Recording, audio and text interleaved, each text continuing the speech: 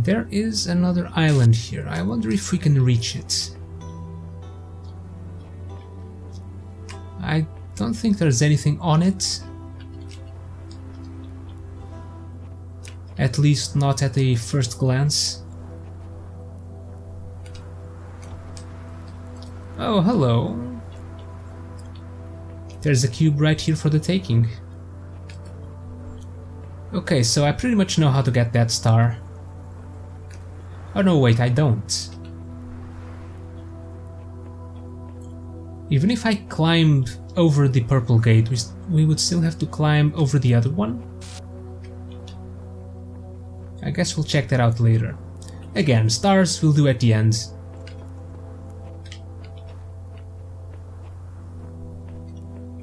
Although I still have to check if there are different endings like in the main game, so we can do them all.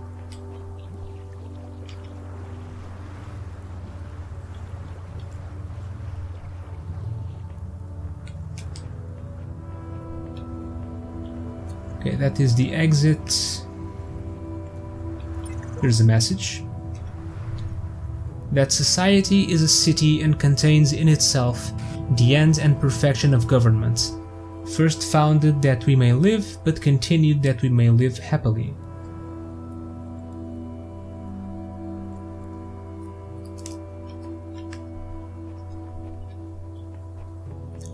Okay, let's do this.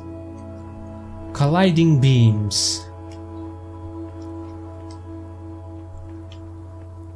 Oh, not another one of these with the interconnecting things. Well, at least we don't have to deal with we only had to deal with the what's it called? The recorder, the time recorder once. That's the one I hate the most. On the other hand, it's also one of the most interesting ones because it really makes me think of consider many different things I wouldn't normally consider.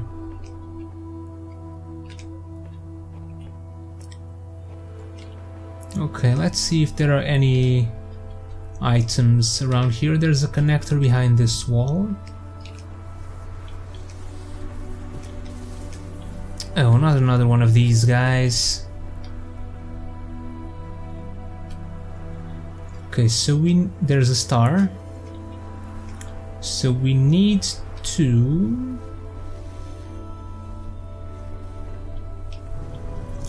get behind here.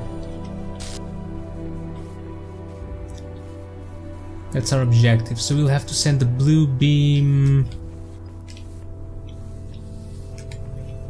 to here. So this will probably work like the harmony puzzle. We'll probably have to get a connector there and a connector there to prevent, so we can have one continuous stream over to the receiver there. I actually don't know the exact names, the exact terminology of these things. I just call them emitters and receivers, lasers, beams, whatever. Oh, this opens the star. Interesting.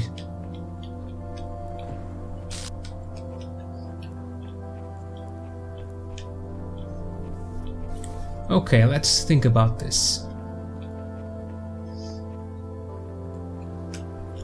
So we can't do anything with this. This is... well, I can go over here and block it myself. But these are stationary. And we have one connector at our disposal.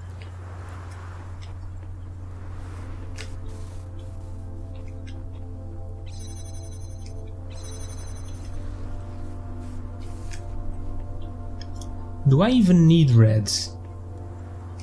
I do.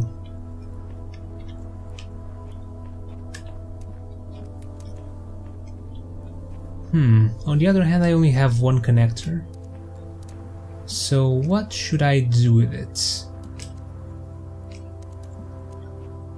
There's a blue receiver.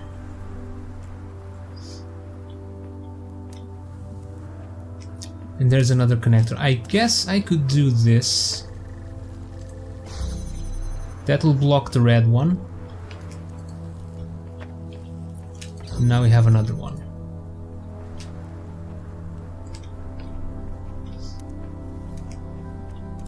Now I need this.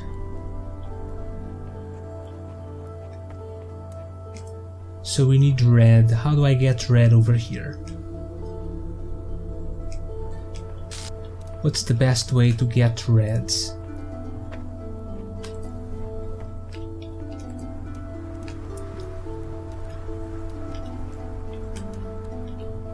Not like this.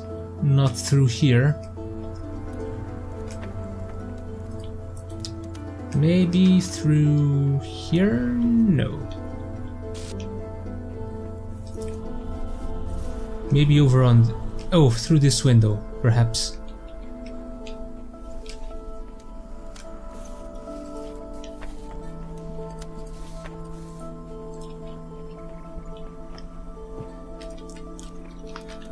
Yeah, definitely through there. Okay, connector number 3.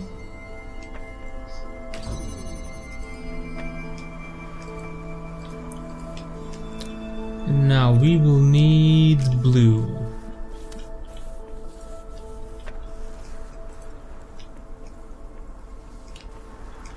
I could even place it more like there. Let's see, and the best way to get the blue one would be to place this here, maybe. That will block one.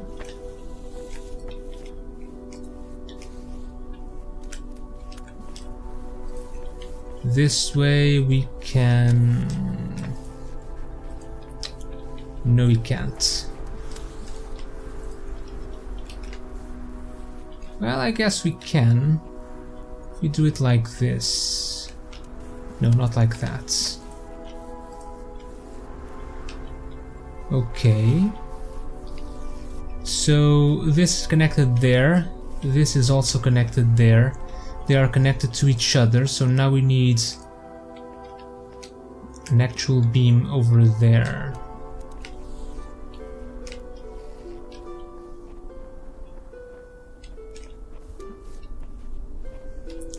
No, this doesn't work that well, does it? No, because this is hidden here. That's awkward. I mean, I could just interrupt these, but... am I missing something else?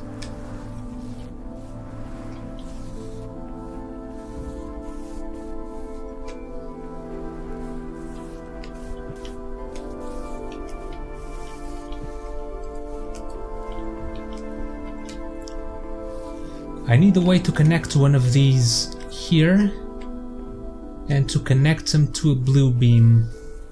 I don't think this will ever work.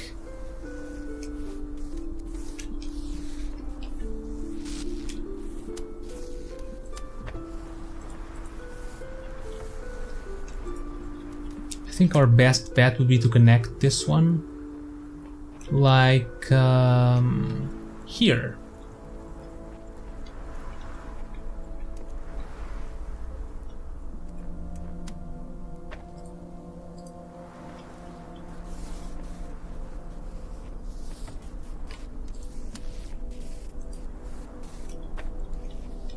But now I can't see it.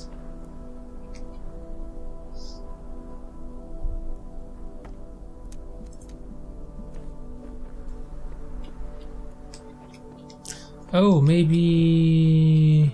I can't go over here. Damn.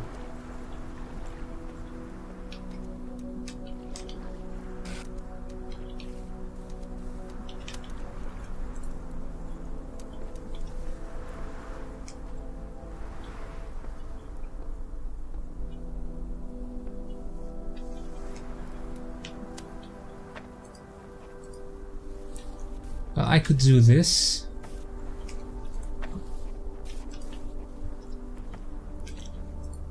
Although if I do something like this... Well, I guess I could just connect it over there.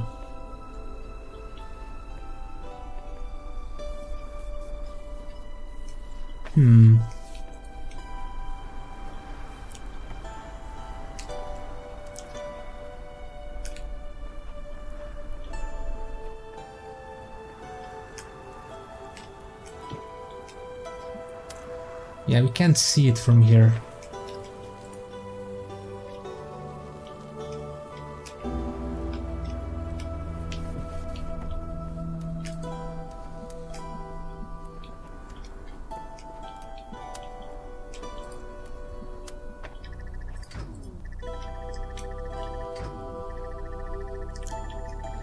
Okay, I can connect them. But not as I wanted.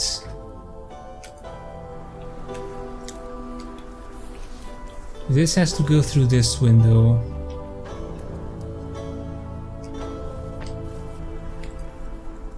Can we reach it from another side? This would be the best bet to block this.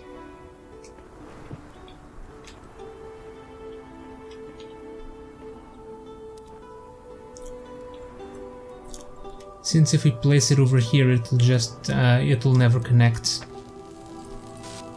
because of the red laser.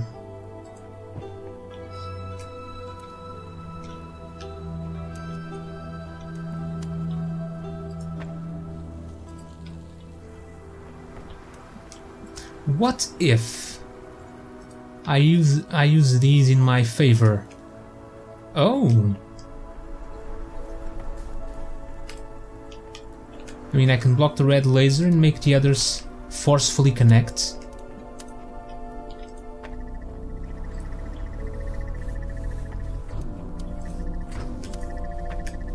This works very well.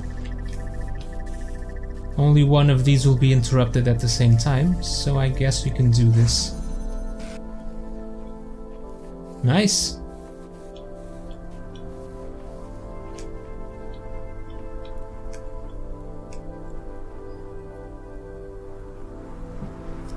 Opening that will be a little bit trickier because we have to place something there and we need all the connectors to get over here. Oh, it's Spider! Oh, to think Spider was just in here. I thought it'd be better hidden. Well, I guess he was just imprisoned by Elohim somewhere and then they banished him from the billboards. They don't have the power to move him physically. Farewell, Atlantis. The end of Gehenna is getting close. You know that what we built here matters to me in ways that are just too complicated to fit in a post, but perhaps I can say it like the blacksmith does. By creating a world, it's not as big or as detailed as I wanted it to be, but I like the thought that even though I will probably be no more than a memory, a static set of facts about someone who once existed, this little work on interactive fiction might continue to be functional, even in whatever place our memories will soon ascend to. Maybe someone, someday, will play it and get a glimpse of who we were. But mainly I made it for you, all of you. It's too late for praise or feedback or discussion, so I'm locking this thread. But if you want to talk, just talk. Then let's talk while we still can. Let's play Farewell Atlantis. Close your eyes. Farewell Atlantis. A story of things ending. Credits. Written by Lilith. Dedicated to Mac for everything. Special thanks to Mr. Mulciber. Let's begin. Choose your character class. Poet, physician, farmer, scientist, or let's be a magician. You are in your tower on the cold northern shores of Atlantis, looking out the window at the vast and icy ocean. Your mind is troubled. You've just woken from a prophetic dream, but you can't remember it. Perhaps you should seek answers in the books of ancient knowledge, or perhaps you should just let it go. The future will attend to itself. Let's seek answers. You go down the stairs to your archive where you keep all your books and scrolls. It takes you some time, but eventually you find an ancient text that describes a spell for the recovery of dreams. Try the spell. You return to the top floor. The spell requires a window. You prepare the runes, speak the incantation, but at first nothing seems to happen. Then you feel a mysterious energy enter the room, and out of the window you see a light. Look closer. It's a city. A city out there on the sea. Yes, you remember this from the dream. A bright city, a city of light, an eternal city, and its name is... Suddenly a voice interrupts, breaking the spell. Excuse me, O great sorcerer, but the King of Atlantis has requested your presence. Talk to the messenger. The messenger is indeed a servant of Poseidonus? Oh, it's probably Poseidonus. Is that an actual name of Poseidon? Okay. The messenger is indeed a servant of Poseidonus, the king of Atlantis. You have been summoned to court, he says. His manner is friendly. Very well, it is the king after all. Ask what this is about. I am sorry, the messenger says, but I may not tell you. Let me reassure you, however, that you are not to be punished or anything of the sort. King Poseidonus merely wishes to hear your wisdom as regards an important matter. We should not tarry. Follow the messenger. The messenger takes you to his chariot, and together you swiftly ride to the great palace in the center of the capital. It is a splendid place, full of statues and banners and marvelous contraptions, and you can't help but wonder what you are doing here. While your work is valuable in its way, you do not usually attract the attention of kings. Enter the throne room. You enter the throne room and are immediately overwhelmed by its size and splendor. Its most impressive feature is a great mosaic on the wall behind the throne, showing the history of Atlantis. 1,000 years of culture somehow embodied in a single titanic work of art. Examine the mosaic.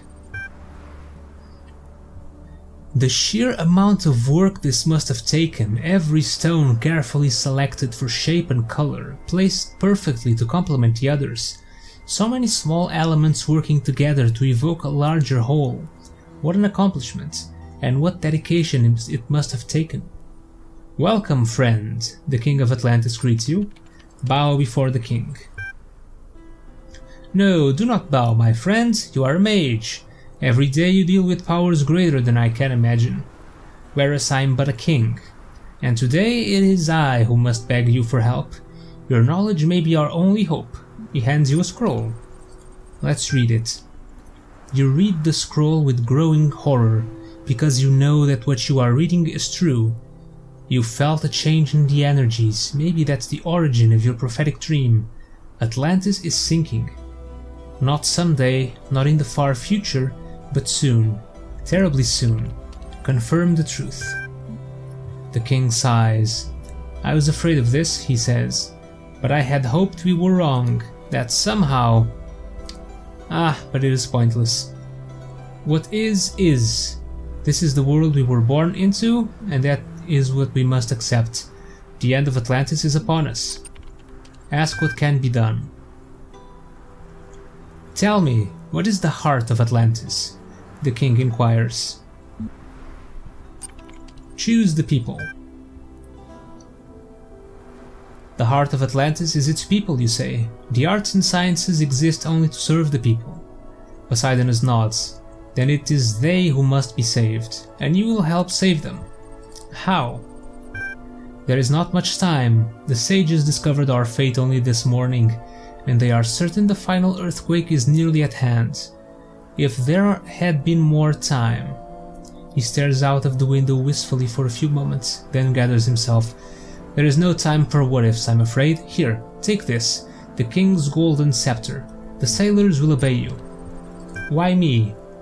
Why not you? Why a king and not any other citizen? As I said before, you possess more wisdom than I, who was made king only because of my birth. Yes, my lord.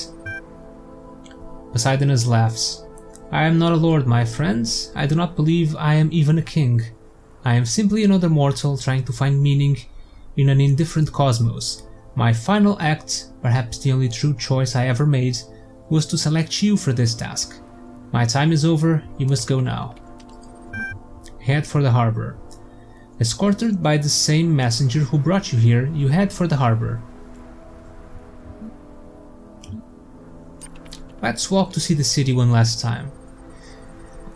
You decide to take the winding back streets that lead to the harbor. It's not the fastest route, but it's a chance to see the city one last time.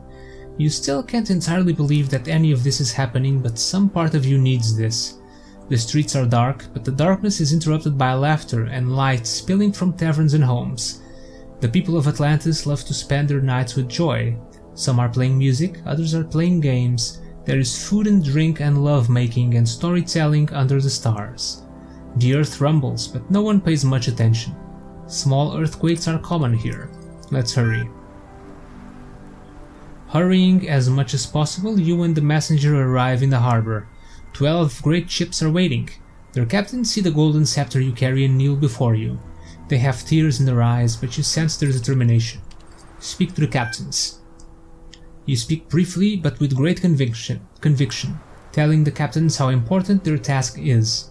If they fail now, it was all for nothing. If they succeed, they will save the heart of Atlantis. Load the ships. You want to save the people of Atlantis because people are what matters, that you are certain of. But who gets to live? Whoever is closest. You have to be practical. The island could sink at any time. You tell the sailors to just get anyone in the vicinity of the harbor. This causes some chaos, as some of them try to make sure their families get on the ships, but you don't see another way. The ships fill up with Atlantean citizens. The ground shakes more and more. Get ready to set sail. The ships are ready, the messenger says. It is time for you to set sail. You are not coming? You ask, surprised. I never expected to. There is not enough space on the ships. Stay behind so he can go. It is not easy to convince the messenger to take your place, but he does not want to die. You give him your scepter and suddenly you feel much lighter. You know how it's going to end now. There's not enough time to go back home, your life will end here in the city. Where do you want to spend your last moments? Watching the ships take off. You sit in the harbor as the ships take off. The wind is gentle, the stars are bright, the ships have disappeared over the horizon when the final quake comes. And it's like nothing you've ever experienced before.